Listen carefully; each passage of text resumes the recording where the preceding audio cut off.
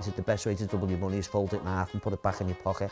There's no guarantees in life. The goalposts are always going to move, and life just ain't fair. There was a few dark days, a few difficult moments, but as for disaster, I think that word maybe I wouldn't use it now. She went, "Who's that? Are you a fucking midget?"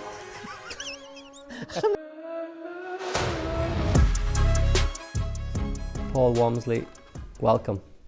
Thank you. So who is Paul? Who is Paul? Paul is the father of 4 kids, grandfather to 3 kids.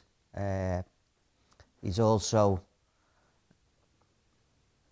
heavily involved in community-focused projects to try and rebuild communities and to try and change things that aren't working within society. And I know it's a tough ask, but someone's got to do it. And that's extremely varied at the moment. Could you be a bit more specific on some of the points?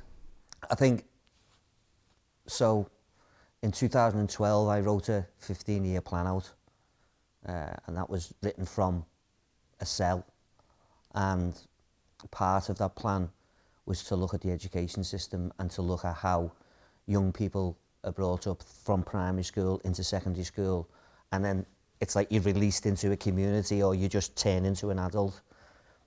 And I think looking at all them challenges that I faced and all the trauma that I went through but didn't realise it was trauma as a young person, made me realise, hang on, there's a different way of trying to educate people, and the school system in my eyes is archaic, but yet we're still using it.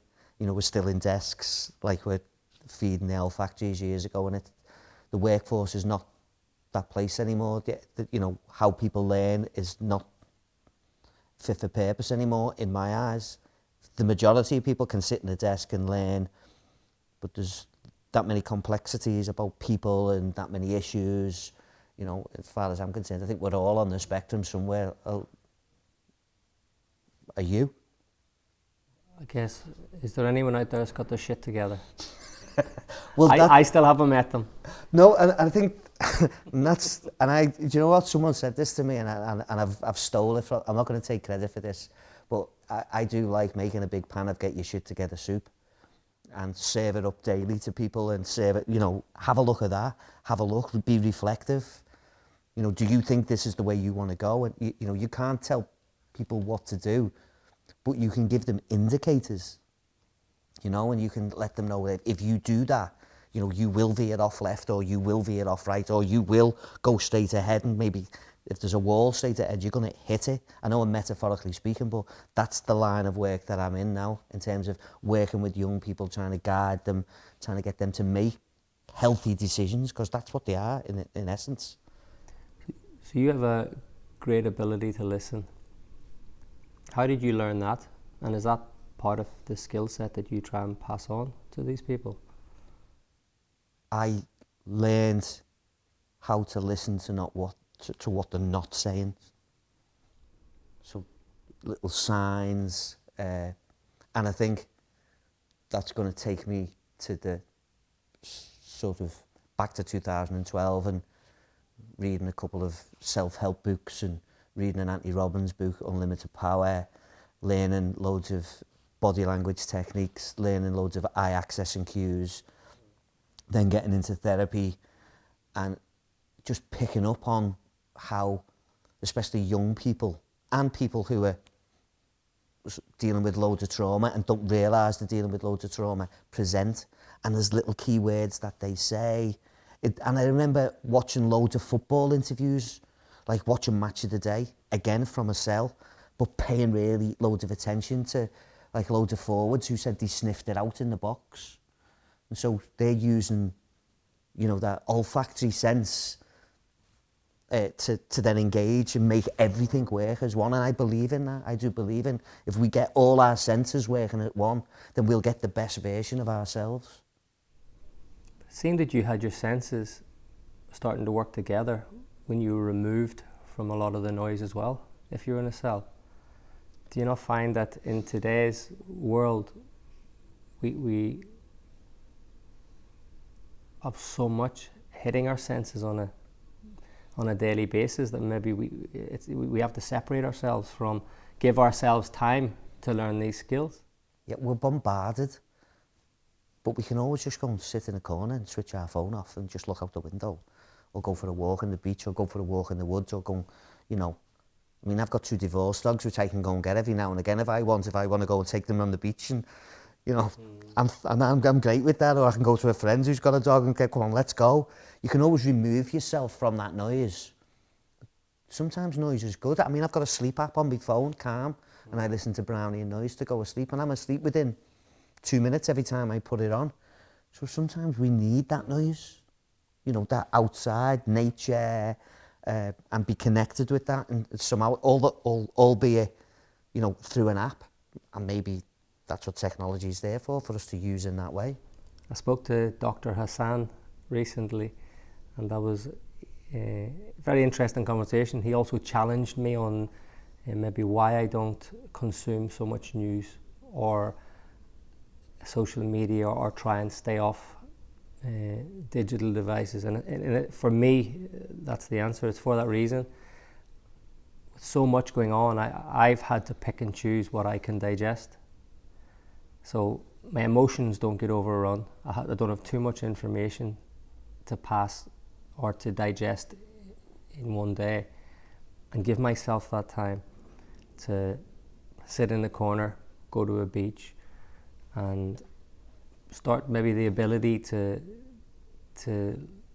take, not just take on information, but learn and then put it into my everyday life. So my take on that is, you know, these devices are tools. And a hammer is a tool. If you put a hammer in a joiner's hand, he will build you a shelter, he will build you a roof, which will keep you safe. But if you put a hammer in a lunatic's hand, leg it, quick.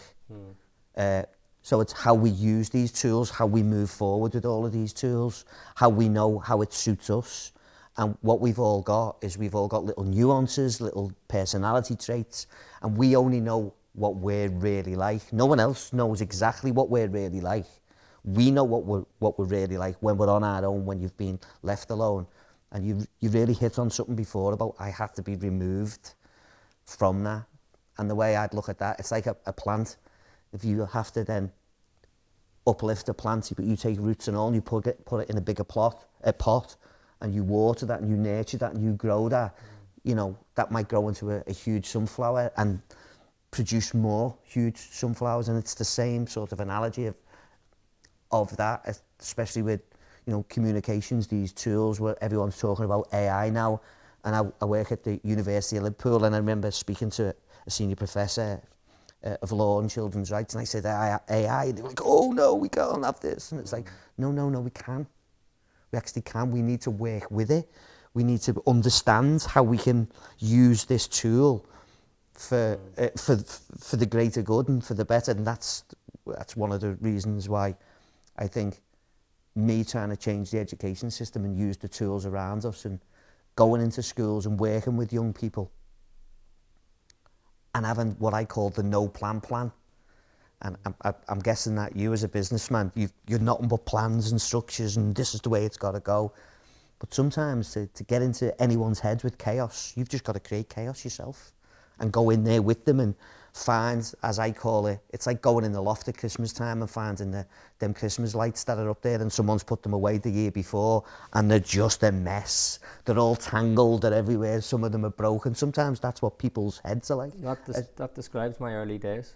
I've been... what, this morning? Everything you've just said. I've been in more plant pots than you can imagine.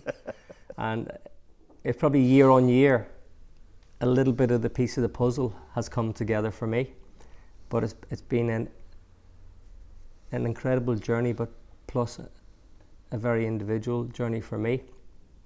And although I don't like to demonize anything that's done in mass, I think that is probably the nail on the head for people that I meet, that you can take these skills and you can take these teachings and you can introduce AI or not. You can do anything you want, but it has to be ultimately your individual decision from people like yourself or people like myself to take on the skills and then make it their own? So for me, we can all set goals and we all want to get wherever we want to get to, but it's that journey to get there, and you never know where you're going to stop. Like me being here now and me doing what I've done and me going to work in universities and, running Jamie Carragher Sports and Learning Academy, then going to be a behaviour coach in schools and then working in alternative provisions. That wasn't all planned out. None of that was part of the plan. That was part of the journey that I had to go on to get to this point to realise. So to gain all that knowledge, to gain all that experience, to be dealing with different types of people. I've dealt with some of the most risky individuals who are 13, 14, 15 from this area that you're ever going to meet. And it's frustrating, it's challenging, it's upsetting, to the point where that empathy turns to sympathy and then you're involved. It's that being involved or being committed. And I speak often to a High Court judge, and he said one of the best things ever to me. He said, "Paul, I really love the way you're always committed." He went into the ham and egg breakfast scenario, and I said, "What do you mean a ham and egg breakfast scenario?" He said, "Well, in ham and egg breakfast," he said, "the chicken's involved, but the pig's definitely committed." And I really like that, and it's like so. But what that is from a sort of an elder statesman type of thing, who I think he is like wisdom. And it's turning that knowledge into wisdom and trying to give that back to the young people. And I think we've lost that. We've lost a bit of that rite of passage.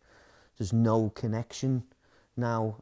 Communities are all disjointed and dysfunctional, like families are dysfunctional. And we've got a blame thrower culture, which is just, it's ridiculous. And then if you want to throw into the mix how we use these devices, I think we'll be kicking ourselves, down the road that we never regulated, these devices, the usage of them and where we're going with them. But still, they are an amazing tool to have. Because I don't know about your phone, because my phone's my office. If I've got my phone, I've got my office. I can be anywhere and get work done. Yeah, I over the years, I've managed to surround myself with fantastic people that support me.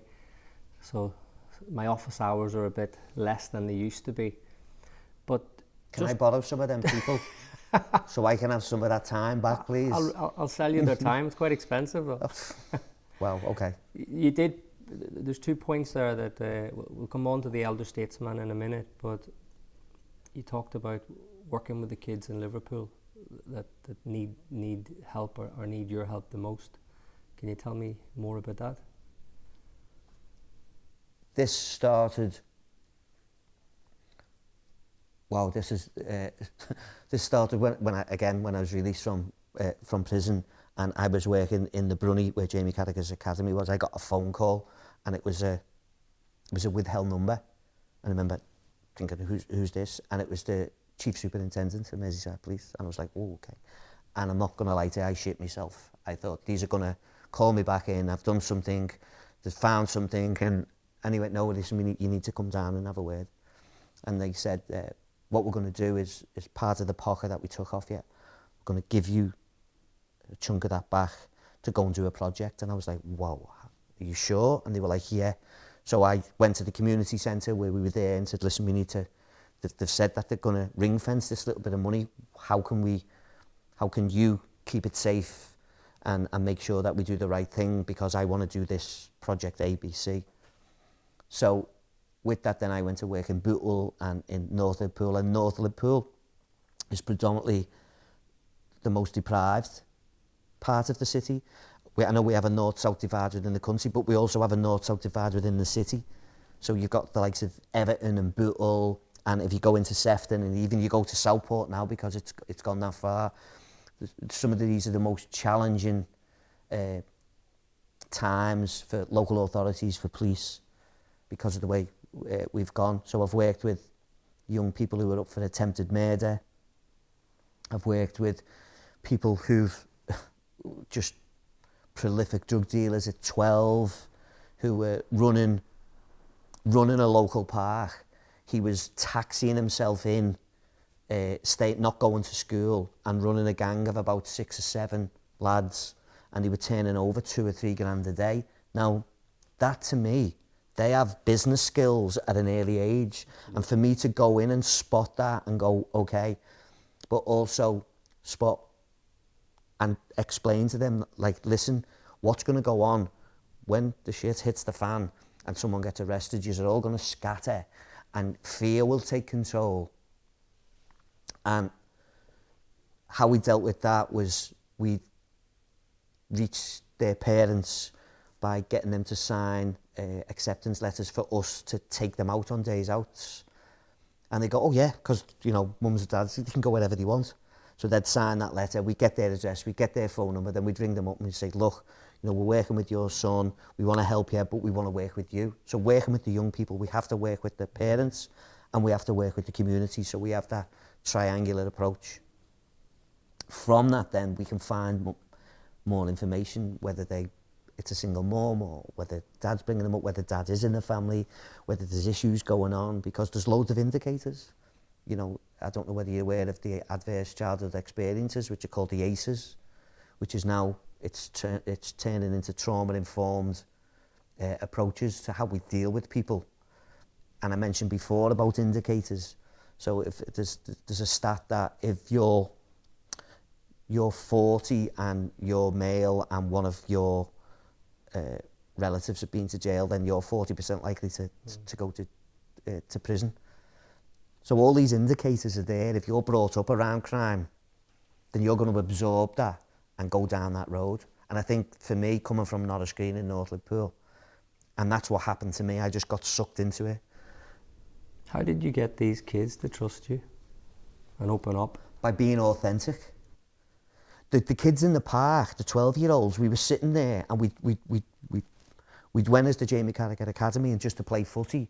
And then as we played, they only played about 10 minutes. They were all knackered. They couldn't really breathe. And next minute, they all start building up. They all start rolling joints. And I'm like, what are you smoking?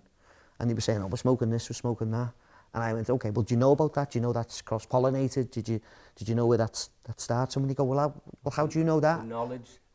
Yeah, knowledge, turning knowledge into wisdom. Yeah.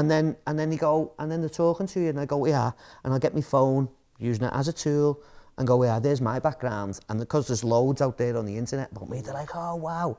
But out of nowhere walks an older lad walking a dog through the park. And he was the lad who was supplying them with the drugs. And I was in jail with him. And I went, what are you doing? Whoa, no, stop this. These are young kids. Don't let me look after them. Let me take them away. And, you know, we rescued a few of the kids. Did that conversation go down well? Yeah, he was fine. He was fine with that. You know, it's because it's... Respect. I was a little bit older than him, you know, and it's there's a bit of give and take within that in that lifestyle. But I was out of that now. I was a teacher in an academy, and, you know, I had a little bit of respect because I'd written the book while I was in custody. We'll get to that in a minute, which give me a little bit of respect amongst certain people within in that lifestyle. So therefore the kids think you're authentic and they'll trust you. And also they want to know, then they ask them stupid questions. How much money did you get? You know, what car did you drive? Have you ever shot anyone? All that nonsense. No, I haven't. It wasn't like that. And it doesn't need to be like that for you as well.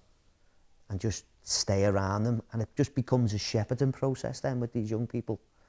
And get them safe to 16 and get them to 18. And let's see if we can go and get you a job. Was there a turning point that you went down the route of really wanting to help people, or was it always inside you?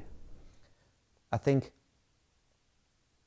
I've always helped people because stuff that had happened to me as a kid, like being left on the step when I was 7, like one of the people in our road were going to take me out, going to take me on holiday, and next minute they're going, and I'm not with them in the car, and it was like, whoa, I got left. And I remember going in and crying my eyes out, bawling, but on my own, and thinking, right, that's not going to happen again. I think right there's an identity issue, you know, and neglect and attachment issues as well. because I was brought up by my brothers and sisters. You know, there was 9 of us. I was the youngest of 9. My mum was always out working. Dad was always out working. Mum done her best to love and nurture me. But it was my sisters who I attached myself to, and my brothers. And once they got married, I'd have to go to someone else then. So I've always had attachment issues. Still to this day, I've got them. I watched the Arnold documentary recently, and he talks quite openly about his upbringing. And he said what made him into the person that he is today, it was also caused his brother to end up dying in a car crash. Yeah. So do you feel that your journey has been the reason you've ended up, and the challenges you've had in life ended up what I see now is you have an identity, and the identity is people. What I see now is you have an identity that people respect, talk about, they want to get to know you. So you've forged an identity of someone that should be proud of the story behind the man of today. Do you know now exactly where your identity is? So twofold. I'll give you the first thing, because you mentioned Arnie and the similarities about that story to my story, because my sister passed away at an early age as well. So that was difficult times, and it was under strange circumstances. Not going to go into detail about that, but the second one about like feeling that I have got that identity and I have changed, and everyone's always saying to me, you must be proud of yourself, you must be proud of yourself. Actually, I'm not.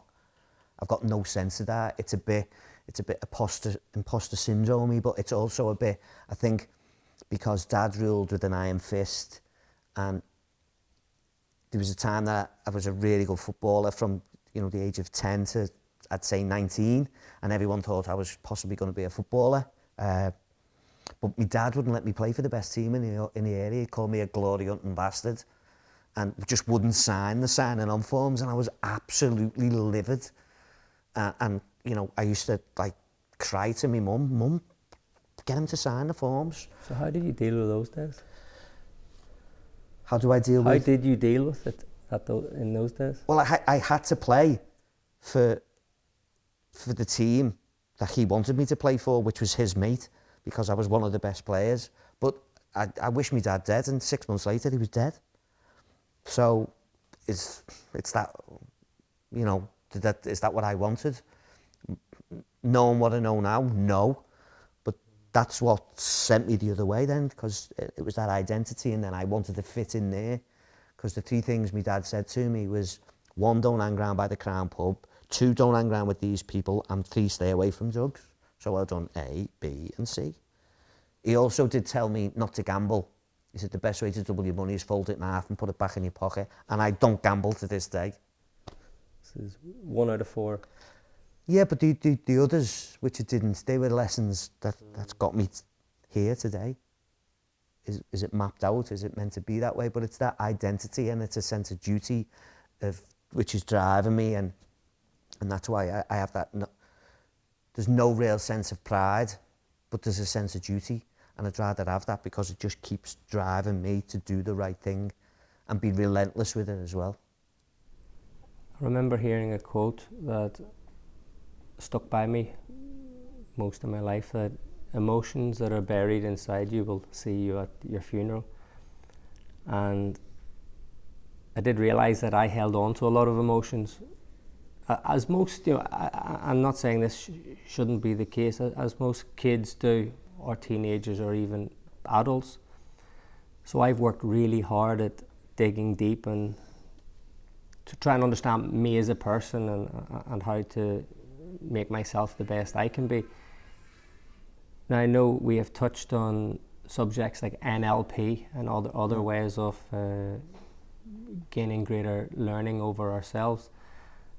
Do you feel that you've dealt with the emotional backpack that you've had throughout your life?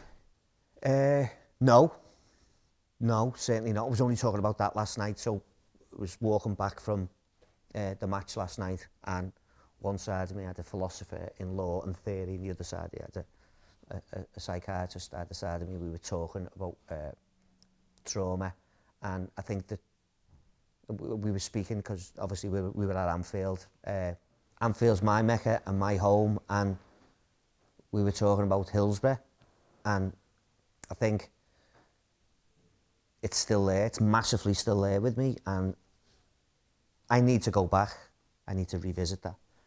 I need to go, and I am going to go one day. I'm going to get in my car. I'm going to drive there, and just revisit that little sort of part of my life where it still sort of sits in a place where that trauma is and where them emotions are, and I'll deal with that, because the last 2 years for me has been difficult in terms of lockdown and people passing away around me, and family and children. It's not been easy. It's not been easy at all, Sean. But I like them challenges. I like to embrace them challenges. And you mentioned NLP, and there's loads of things within NLP that give me the foundation, because I had no belief system. I'm not really religious, so I had to find someone tangible. And so my dad was here, and I knew my dad. So my dad became my God. And if I want to sit and pray or sit and ask anyone for anything, that's who I ask. And that's who I sit and speak to. I don't go to church, but I am spiritual. I believe in me and the power of us all. So there's things which I found out about myself which I didn't necessarily speak about beforehand, but I'm open to speak now, and especially to young people, and try and give them a little bit of guidance along the way. But NLP was a great thing for me in terms of exploring who I am, how I work, what my learning styles are, what other people's learning styles are, to be open, to be honest, to be loving. And also it's okay to be difficult at times as well, Can you explain to those people that don't know what NLP stands for? So neuro-linguistic programming, it's a way of reframing life and looking at it from different perspectives. So listening to what people say, and I mentioned early on about that skill of listening to what people don't say. That's what I got from NLP, of being able to zoom in on certain things. It's like people will say, oh, did you hear that, when they've seen it?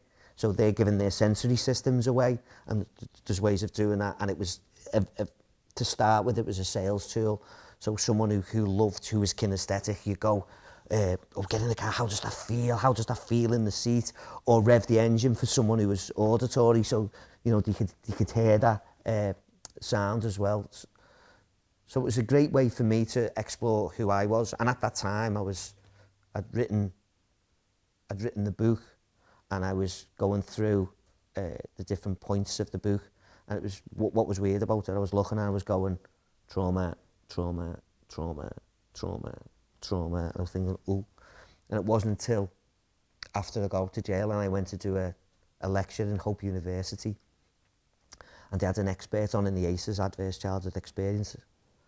And there was 6 tick boxes about what had gone on in your life, and I ticked every single one of them. And so I was always going to jail. So now with these young people, if they say certain things, I'm going, you realise you're going to go to jail? And they're like, no, I'm not going to go. No, you are.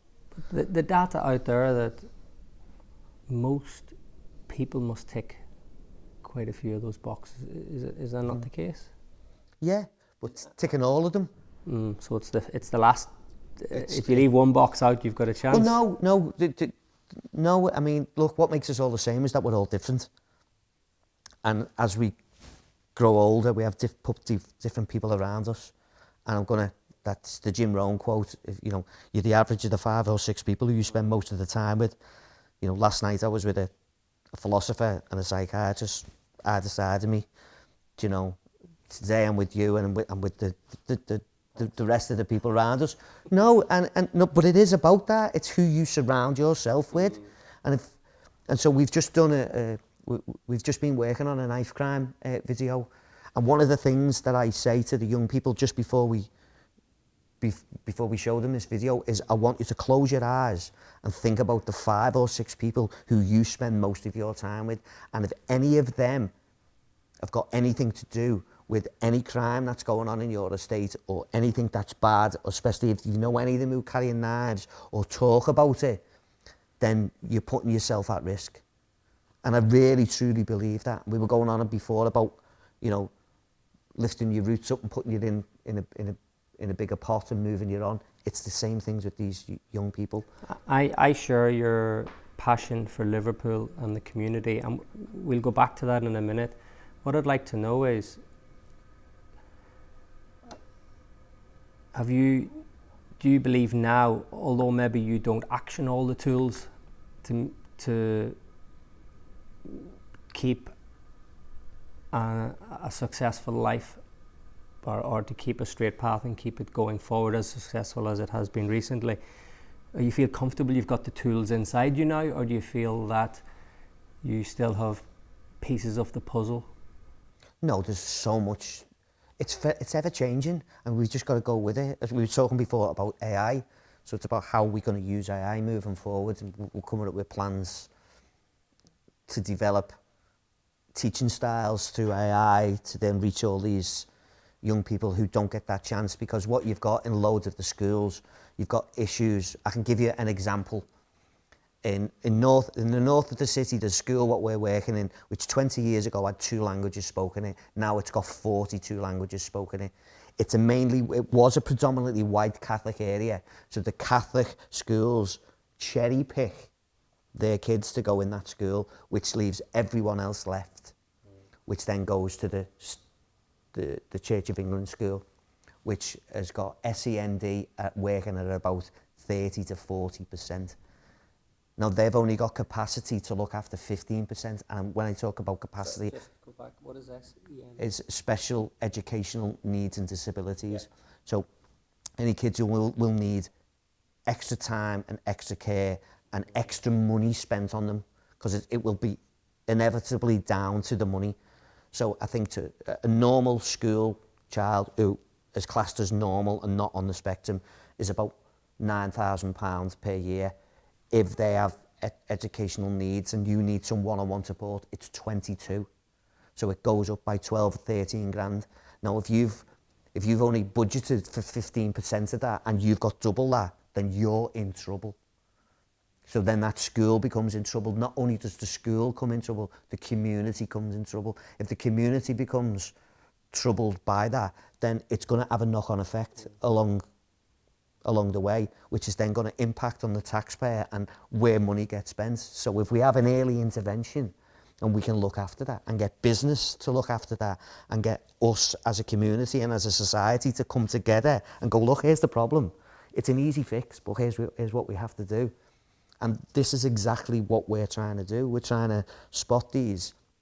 And because I work in the universities, I work with public health at the University of Liverpool, and I work with the School of Law and Social Justice at the University of Liverpool and the Forensic Psychology Department, all of their researchers we can get to come to this school, and it takes a bit of pressure away, whereas then staff feel like they're being supported, so then staff can do a little bit of extra work. We're taking major organisations into that school to see if they can help us fund some project, and we're looking for businesses to come in to alleviate some pressure, and we've been running a project in there where we take a forensic science expert witness in. We've got a meditation program running from Hope University, one of the students who's a master's educational psychologist who goes in there 2 days a week. We have an MMA fighter who goes in there 2 days a week and teaches respect and discipline through MMA. We have a coach who's coach at Liverpool Football Club go in and has taken over the football team because they had no football team, and now we're after a minibus for them and some more support money-wise so they can buy in some more help for their SEND.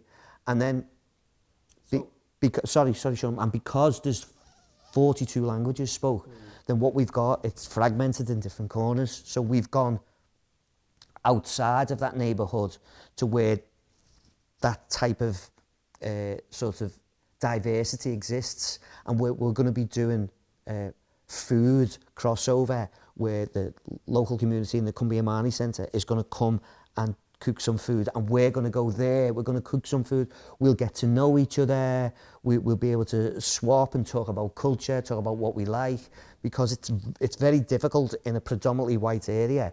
And then we have 4 or 5 Nigerian families, then we have some Syrians, we have some Albanians, we have some Spanish, some Portuguese, some Brazilian. It's bringing all that together and making it sort of cohesive, because right now it's not.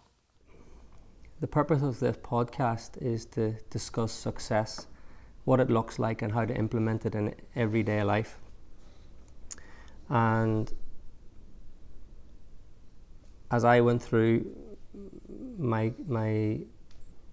career, my life, I realized that money was one part of the success, but part of my success is a lot of the things you've talked about: community, the support of people, finding good people around you.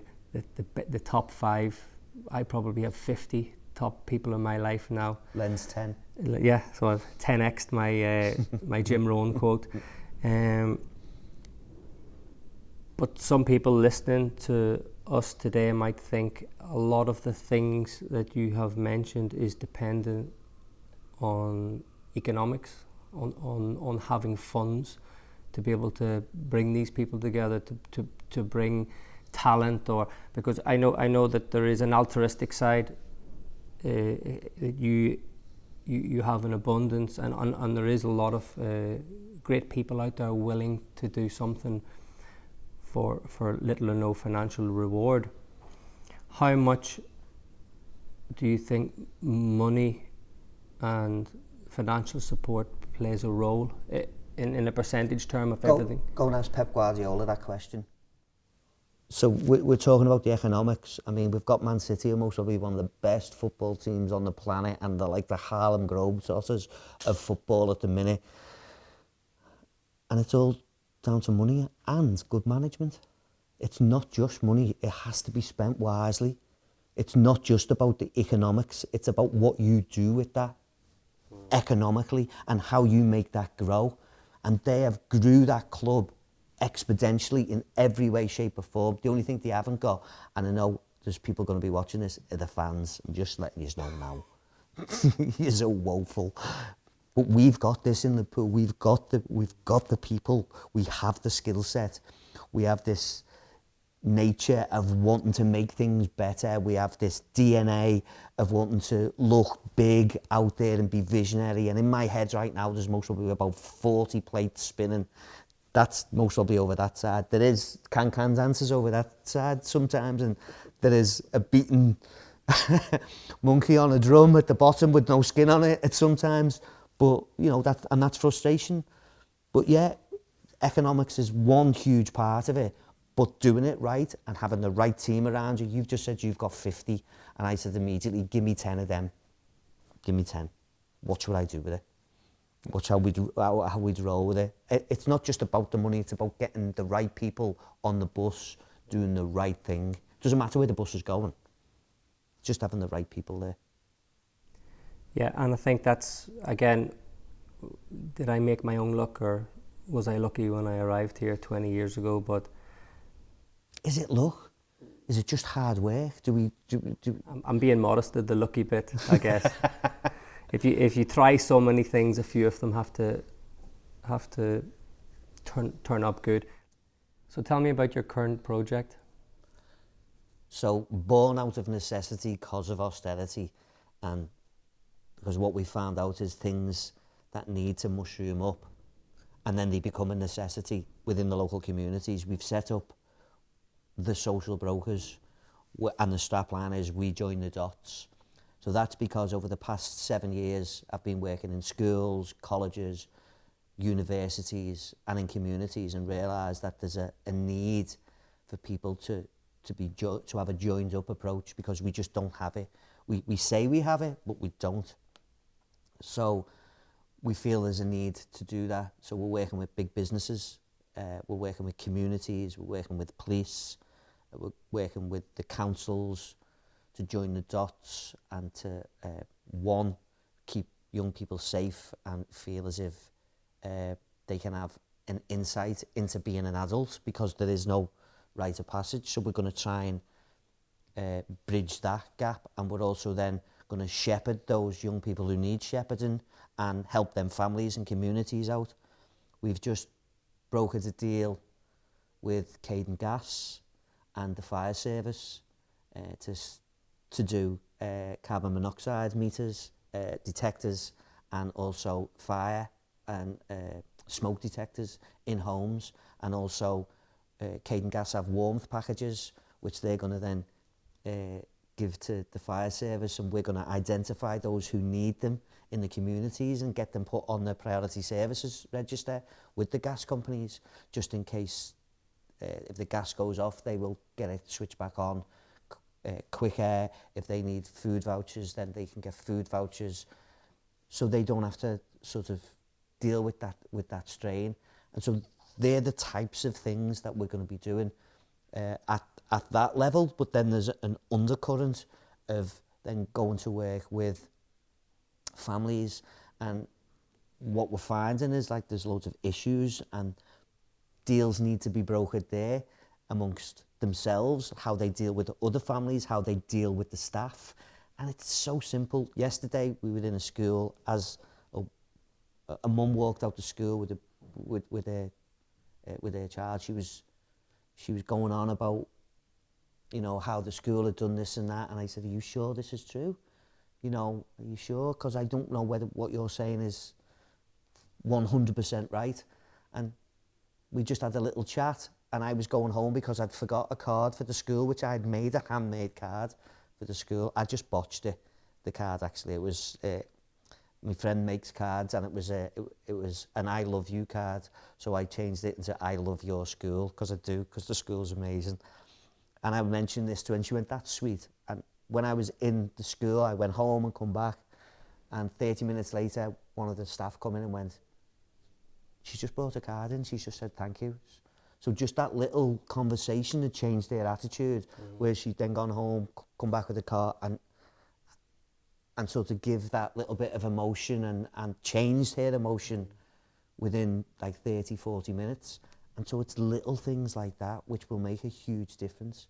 And I mentioned earlier on about taking the pressure off schools and communities by giving them extra bodies in there, and you mentioned it's the economics of it. Well, loads of this that we're getting this for free, because we have loads of universities who have loads of master's students and students who need to go out and do work within the communities, and we can facilitate that.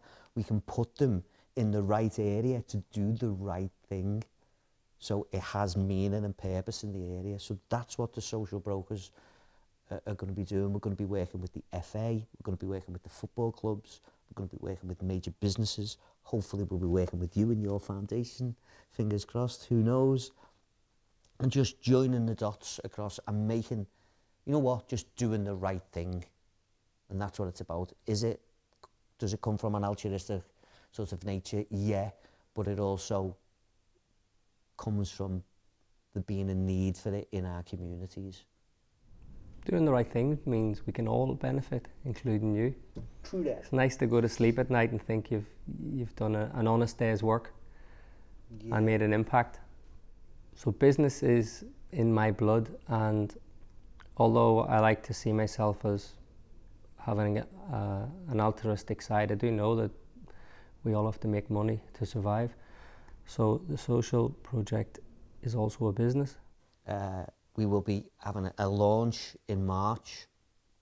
We will be coached by top coaches who are going to give their time free of charge to start with, because we have to go from that basis. We have to bid for funding. We have to rely on projects to help us go into schools, to help us go into communities, and that's why we've tapped into big business, and we've tapped into projects which we've worked on before, and we know that, say for instance, Merseyside Police have funded us with a project, one of the companies which we set up 2 years ago, to go and combat county lines. So hopefully we might be able to bid in that in April. And then we go to some of the businesses who we've spoken to, and they have a duty of care within their area, and so we tap into their social value. So the last business we were in, for every pound invested in us, the social value return was £5.30, and from a standing start, and which only 2 years, the social return on that was 3 million, and which is huge from a standing start. And I know we could get that up to 6 million, to 12 million, to 24 million once we start to scale that up. And that's exactly what we're going to do. We're going to be using AI. We're going to be using all the decarbonisation elements of getting people upskilled and into work. We will be using, you know, even coffee is a huge business at the minute. You know, baristas, there's a shortage of baristas, and training them up to do the right thing. We'll be going down them routes to employment. Construction, you can't get construction workers, so we'll be training them up. People to go and work with gas, so we can get them shear qualified. CSCS cards. It's just there's a quick fix to getting people back on track. So the plank length starts with the primary school level, early intervention, doing work within the communities, and the other end of the plank length is based on job stop bullets and upskilling people and getting them into the workforce, and putting money and meaning and purpose in their pockets and in their mindsets. Have you got a certain metrics you're using for all these millions, and how it's going to be translated once you've done it? Well, that's why we work with other organisations, and our metrics right now are how we can help in a single community. So we're starting in a single community. We work in 2 schools at the minute, which we'll double that up to 4 schools come July. We have to then get that evaluated by the universities, which we're getting done at the minute. So the University of Liverpool and Hope University are going to do evaluations on it. Once we have that academic measuring tool done, that's when we take it to the Green Book, which is the .gov.uk Green Book of social value, and we'll get that evaluated properly, and then we'll see that social return. And I know contracts are heavily weighted towards social value, and we'll tap into businesses to help us grow, and then we can help the communities grow. It's a non-for-profit organisation. We're going to plough everything back in. We're going to be upskilling those in the community who need upskilling. As far as metrics are concerned, I will leave that to the accountants and the people who do who count the beads, which we have got some amazing people who are advising us around that. That's something, if I'm honest, is not my bag. And for someone who was in... We just know that so many people have advanced, there's so many jobs, there's so many apprenticeships. You know, that there'll be certain metrics that wouldn't be maybe monetary based, that you know you've delivered. And yeah, well, what we've realised when we're getting huge businesses to change the way they look at employing people, so they're employing on attitude and not on skill level, and also lowering the ceiling of expectation. And one of the things we have learned along the last 2 years is that we have a great gift of socialising people from one period in their life, and so getting them ready for the transition into another period of their life. So it is a socialisation process of what we're doing, and it's really unique, and it's person-centred, which, you know, for those who've done NLP, it's a huge person-centred, or NLP, sorry, it's a huge person-centred approach. Well, I am heavily weighted towards giving groups, but more so individuals, their time if they need it, because I do know the group scenario is fantastic, but to be able to give some individual time to that person or persons, it can impact their whole life. So I'd be delighted to speak with you on how maybe I could attend to give some of my wisdom to not just kids, but to anyone who needs it. You know, I've been helped as a kid and an adult, and some of my most difficult times were when I was also an adult. So I definitely I'm open to, and I truly mean it, if I can help one person I feel like I'm happy if I can help more than one. Well, that's the icing on the cake. Well, that's exactly what we're about. And when anyone says and offers up any help, and they say, well, what's the next step? The next step is you just come and have a look at what we do.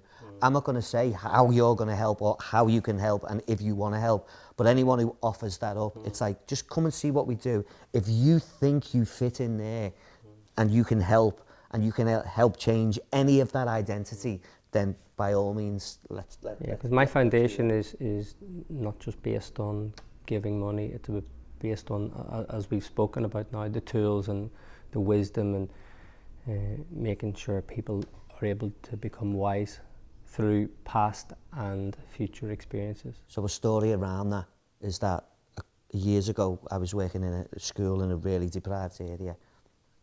In fact, it was the school which housed the killers for Rhys Jones went there. And the year later, there was, like, I think 1,100 boys went to that school. And I think the year later, only 450 boys went to that school because no one wanted to send the kids there. And so a couple of years after that, I was asked to come and do some work within that school. And I'm trying to explain to this young 12-year-old what he's doing is risky behaviour. And I said, I'm trying to give you some knowledge. Do you understand what knowledge is? And he said, is that by Ipswich? And I had to take, it was funny, but I had to take a step back and thought, okay, so I listened to what he didn't say. And then I said, okay, so how do you know Norwich is by Ipswich? And he said, oh, my father's in jail there. And then that opens up another conversation, and you can see where he's going. And we spoke about the ACEs before, about the adverse childhood experience, and that is part of that. You know, and then you realise that, okay, you have a different approach. Yeah, and that's the individual approach. Yeah. And that's what you're exceptionally good at, is going in with your tools, but then taking that individual approach when needed, which is always needed. And that's why it's the no plan. And that's when they make the plan, because the no plan is just an initial assessment. And then you make the plan from that, but that plan has to be bespoke, and it has to keep being bespoke, because it will be forever changing, because every day is a new day with new problems and new issues, but also none of yesterday's misgivings, if you want. So it's all about growing that and getting out in the community, and a sort of, and I think we've hit upon before about, like, sort of, I ended up in jail having a bit of a bad time, and I think that's what changed. There was a week in jail which was just horrendous for me, which my mum told, found out my mum was terminally ill. The girl I was with for 17 years said she was going to marry a childhood sweetheart, and it turned out to be someone else. That was a bad day. And then my sister passed away all within a week, and I remember scrambling to write a letter to my mum to say sorry. 6 months later, I was still writing this letter. I had a lot to say sorry for, or so I thought, which turned out to be a book which was published while I was in custody and done really well, became a bestseller, award-winning Kessler Award, won the Platinum Prize, won a writing scholarship.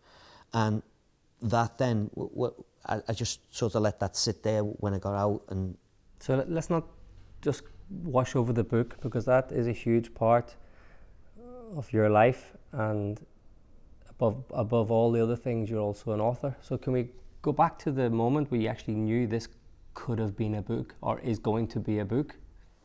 So what happened was, someone passed me a book in jail, and it was called Sumo, and it was by Paul McGee, and it means stands up for shut up and move on. And in it were these sort of tips, and it said, if you want to do something, and write it on a piece of A4 and put it in your eye line when you wake up. So, and it was 3 things to ask for. The first one was be a better father. The second one was to write my life story. And the third one was play piano and guitar better than I could. I could play guitar, okay. Piano, not so good, but it was learning an instrument. And so I put them there and went for it, and I ended up winning an award in jail, a little competition, a poetry competition, where one of the prison officers, Miss Terghouse, used to come in and said, Walmsley, how come you're always writing? What is it you're doing? And I showed it. I went to write these poems and sing them on my guitar, and I don't know whether they're songs, I don't know whether they're poems. And then she come in the day after and left a book on my bed, which was, she'd had poetry published in her name. And we had this little thing going, and next minute she gives me a form and says, go enter this competition. And I won this competition. I got a published author by the name of Andy Croft to come and see me in jail, which then we started this group within the jail, because I didn't want it to just be me. There was like 10 lads on the wing who were all gifted, who were all creative. And I said, no, this is about all of us. This just isn't about me.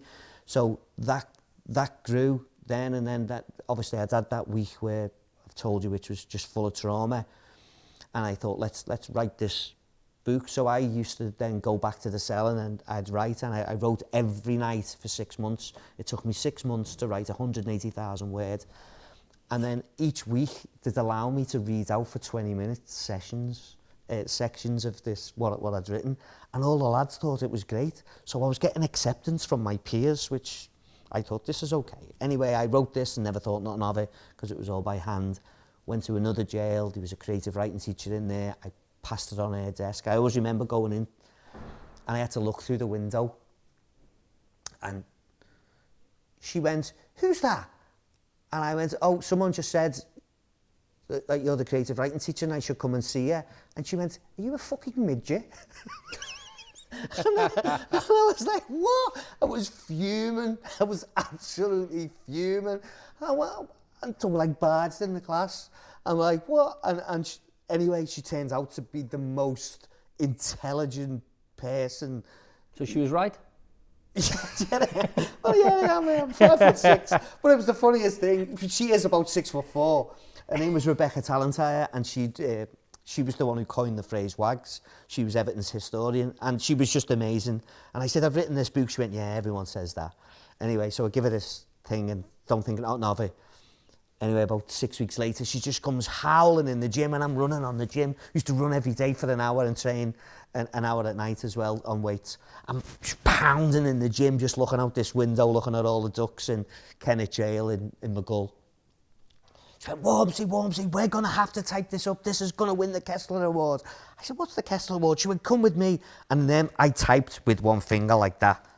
And I had to check then. I was just the worst in the world. I had no skills. Because don't forget, there was no iPhones then for you to learn to type with dictation probably it wouldn't have worked either. No, not in there. It was anyway, I wasn't good with IT, although I did have a level 3 IT qualification, which I got 2 years previous when I first went to jail. But then they don't let you use computers for whatever reason in certain jails. So anyway, we typed it up, and lo and behold, it won the Kessler Award. They allowed me to go to the Barbican Centre in London to get the award off Michael Gove. That stuck in my throat a little bit, but still to get a day out while you're in prison was just amazing. And then I finished it off when I come out of jail, got it published, it got serialised in the Daily Mirror, and it was like, okay, this is okay.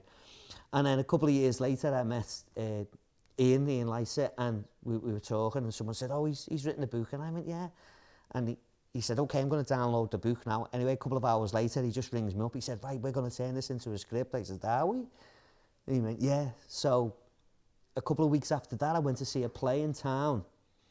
And I was speaking to some actor who was in the play, and I was talking to him. And someone said, oh, Paul's written a book. And then 3 weeks after that, the actor knocks at my door and went, I'm playing you. I went, yeah. It was, no, you're not. Because when we were talking about it... Who would you choose to play you? Well, everyone says Stephen Graham because there's some similarities, but I just don't... I see Stephen Graham as my dad. He must be fuming if he's watching this. If he's watching it,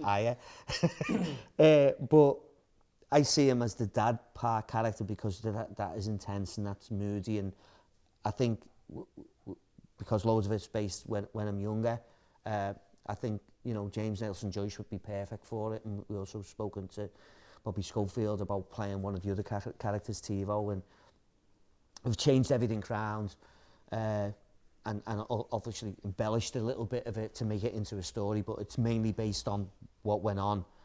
And so it took like 2 or 3 years to really sculpt it, and I knew nothing about writing a script. In fact, I remember writing the first couple of 1,000 words on a Word document, and I showed it to Ian, and he went, "Have you ever heard of Final Draft?" And I went, "No, what's that?" And it was basically like, someone telling you you're doing a Spanish exam, so you learn Spanish, and then you go to do the test, and basically it's a French test. That's what it was like. And I was going, what have you done to me?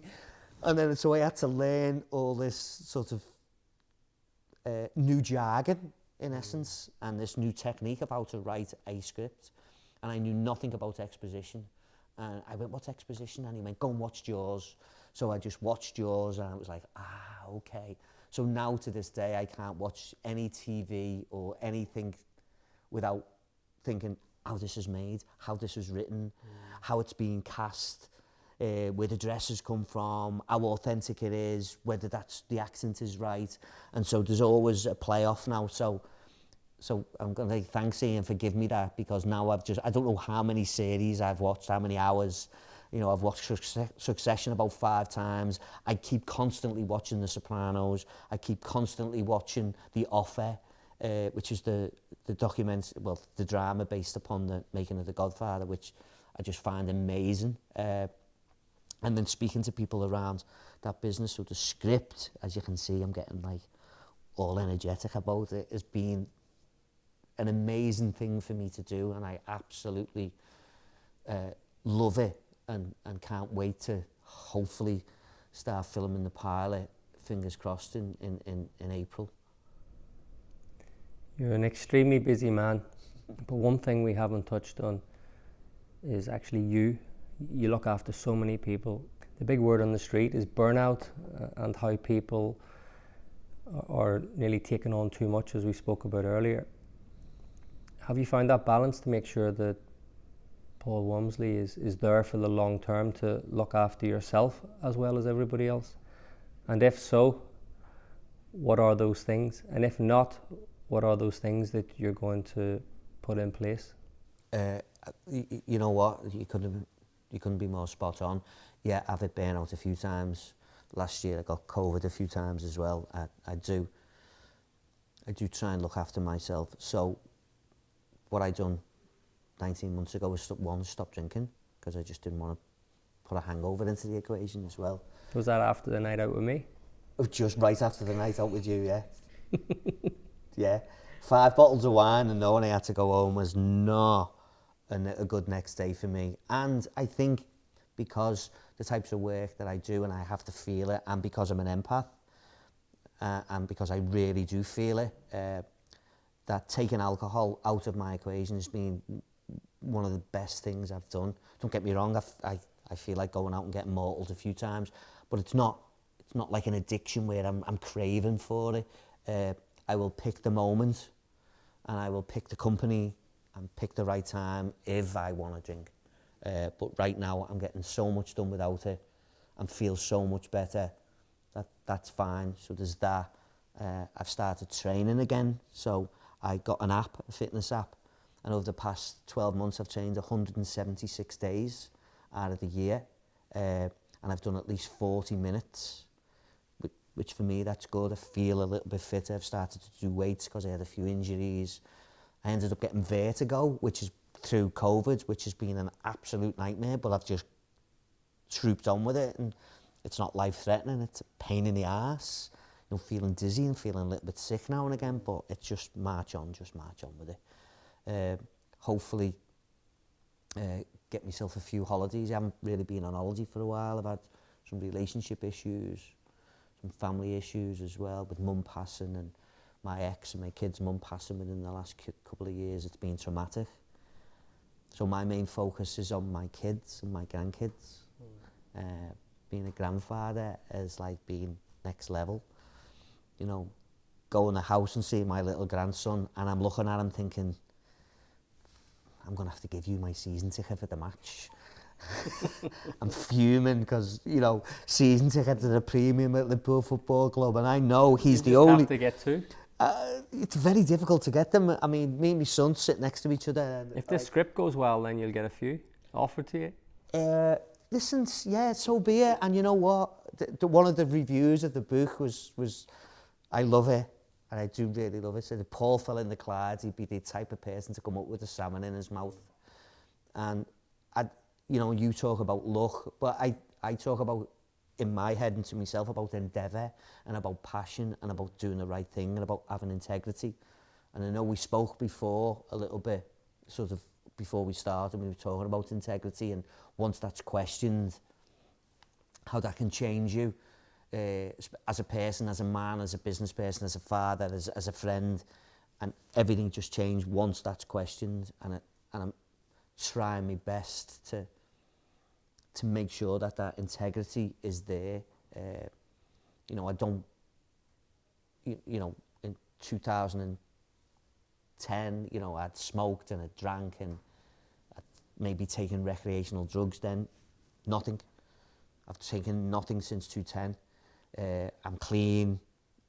I like being that way. I like being alert. I like being focused. I've had therapy over the past 18 months because of what went on with sort of one of my exes and the kid's mum, and so that was difficult. And the main focus of that is what you've exactly just said, of what do you do for you? One point that everyone can understand, I guess, is sleep, and you touched on the fact you don't sleep very well. It's got better. I mentioned about the noise, the Brownian noise, and the Calm app, which I've now got. I think because I'm an overthinker, and do I catastrophize? I can go to that place very quickly.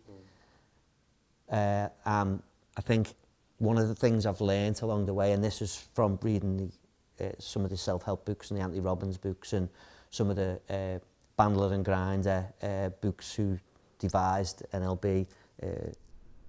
So for anyone knowing that Richard Bandler is the founder of NLP.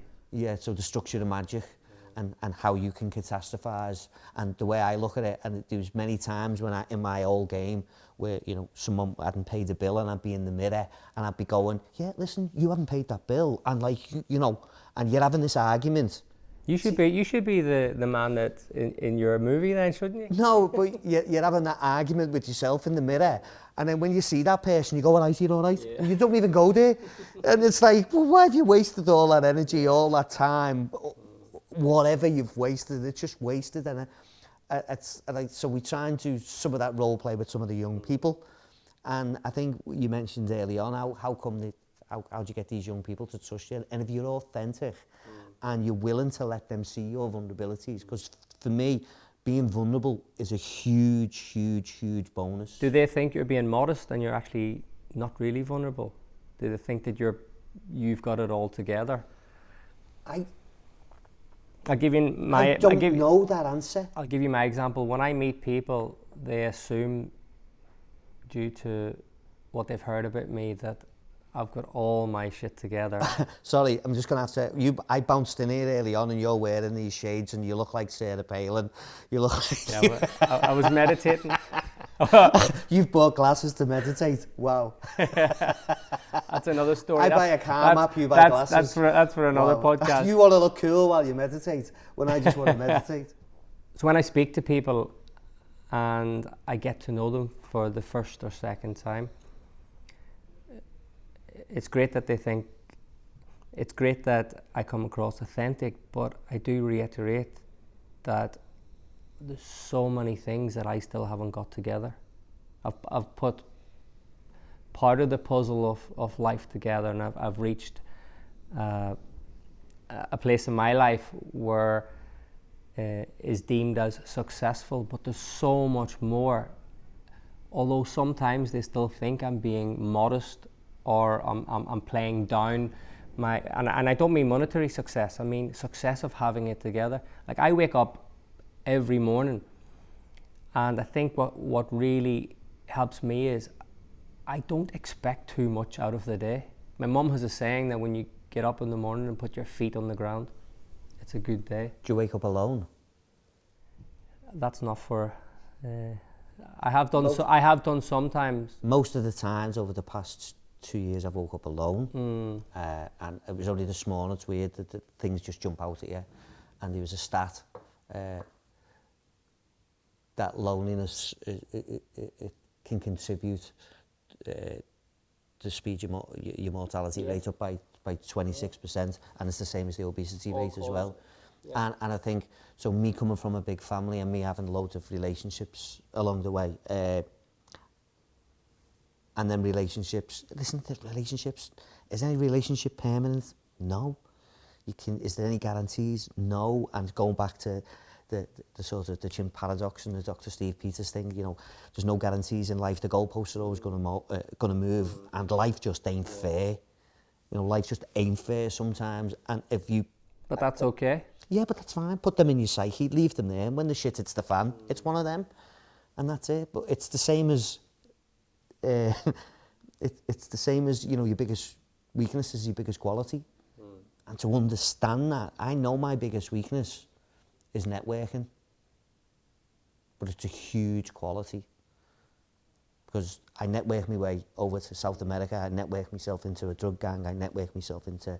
So all I've done is I've reframed all that, because, you know, from when I went into jail, I had a phone which I lashed, which had loads of drug dealers around the world and their phone numbers in, and then I get out of jail and I've got like Paul McGee, the sumo guy, I've got David Grant, who's the spiritualist and the LBC presenter, I've got Jamie Carragher's number in there, I've got Annette Hennessy, who's the CEO of the Northwest Probation Company, who's been one of my biggest mentors, and now that has just grown. So, and that's all from making one good decision. That's all from going, hang on, put a belief system in place. Not only let's make some good decisions, because you can bet your bottom dollar. I know you're not really a footy fan, but all of those Premier League players, it's all about passing to their players. It's all about making the right decisions. You're talking about having business people around you. It's all about decision making, and who you have around you, who you can trust to make them decisions that you can't. One thing I have learned over the past couple of months, people who delegate understanding, and I think you have to have a broad understanding about most things before you start delegating any understanding, because once you do that, I think that's a recipe for disaster. It's really short-sightedness, and I think so. That for me has been one of the biggest learning curves of the past 2 years anyway. I like to delegate, but also I'm happy to put my trust in people, and if they, providing their intentions is right, the values are right, even if it doesn't work out, what does disaster look like? If I go back over all the disasters that I've had, there was a few dark days, a few difficult moments, but as for disaster, I think that word, maybe I wouldn't use it now. There's a training centre in Gilmoss that the fire service use, and they've got a disaster rubble training like mound. I'll show you what disaster looks like. It's in there, it's in Crockett, in the fire training centre, and you don't want to be in that, because if you're under that rubble, it's so weighty, metaphorically speaking, that, you know, it happens. And I think that's where my drive comes from, is, you know, I mean, think about what's going on over in the world at the minute with all the troubles in Palestine and with Israel and Palestine, and it's just, you can't begin to think what's. And that's where, if you put things into perspective. You know, our life is here, but there's life going on around the world, and it's a huge set of, you know, issues, and that's why, you know, maybe keeping abreast of what's going on around the world will give you a perspective about where you are and where you sit, and how grateful you should be for things that we have, you know. One very difficult time that was seen as disaster for my father was the time that his house burnt down. My dad struggled to cope with the fact that he lost almost everything. So I tried to figure out a way of how this was even possible to recover. And I'm always of the saying that the darkest day or the biggest disaster will always come up with a path that can end up bringing light that you maybe haven't seen before. And the first thing I had to do was find them accommodation. Now, bear in mind, Not as if you haven't got a few flats, like, is it? Well, yeah, he'd have to move to Liverpool. Bear in mind, my mum and dad didn't speak for 33 years or stay in the same room, apart from if they had to maybe pass. So a proper dysfunctional pass family. Yeah. So, wow. You know, for reasons that's not important now. So I got to work with insurance companies and builders, and I tried to calm my dad down. My dad's quite an emotional man with a big heart that tries to do great for everyone, and just he couldn't understand why someone would do that to him. So the first phone call I had to make is try and find my dad a house. The house next door to my mum's was my nan's, that me and my mum had built for my nan, and she'd not long passed away. So I rang up my mum expecting the news to be absolutely not, he's not coming near my house or the farm. His mum explained the story, and my mum says, well, do you know something? I'm not that bad. He'd be very welcome. Now, that obviously touched a chord with my mum. The 33 years of me being here because of my mum and dad, that touched a chord with my mum that nothing else did before. What happened over the next 6 months was me, my mum and my dad spending time together. My mum is a phenomenal baker.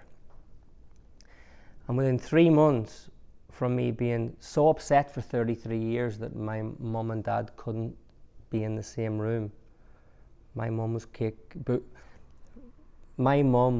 was making fresh bread every morning, lemon cake, and dinner for evening. My dad put on almost a stone in weight to the point. She was trying to kill him that way. So he tried to kill him that way. But the point is that not through loneliness, through obesity. Yeah. Okay. So one dark time has now ended up in having such a fruitful outcome that we are all friends again. And that story of many stories is something that when these things have happened in my life, incredibly beautiful times have come out of it through the support of my network or how I've had to dig deep, or all of the above, and plus the appreciation that there's always somebody worse out there. So in the same premise of what you've just said, in terms of going back to where I am and what I'm trying to do with these communities, and I see this desperation there, but I also see that the bread, the bacon, the opportunity there, which is the same thing. It's about let's work together, because I understand where we're at right now. It doesn't mean we're going to be in 10, 15, 20 years, we're going to be there. We can be in a much better place if we do the proverbial, let's bake the bread together. And that's exactly what we're trying to do with all of these communities. It's a pleasure to be here with you, and I have a huge passion for Liverpool, the people of Liverpool, what they've done for me, and what they continue to do for me. And I know you share the exact same values and the exact same reasons you do what you do. So I'd just like to thank you for spending this time with me. It's been an absolute pleasure.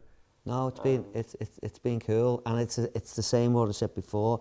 It's like I surround myself in the university with a load of professors, a load of doctors, a load of senior researchers. I learn loads, and I never ever want to be the smartest person in the room, and I know I'm not the smartest person in this room, and it's always just great. Well, who is? There's only two of us. There's not. There's just not, and that was another one of my things. I just always said I wouldn't lie anymore. It's difficult. It's okay just not telling the truth, but just don't say nothing. But I won't lie. So there's more than me and you in the room. Paul Walmsley, I'd really like to thank you for being here today and sharing your story with me. Cheers. Been a pleasure.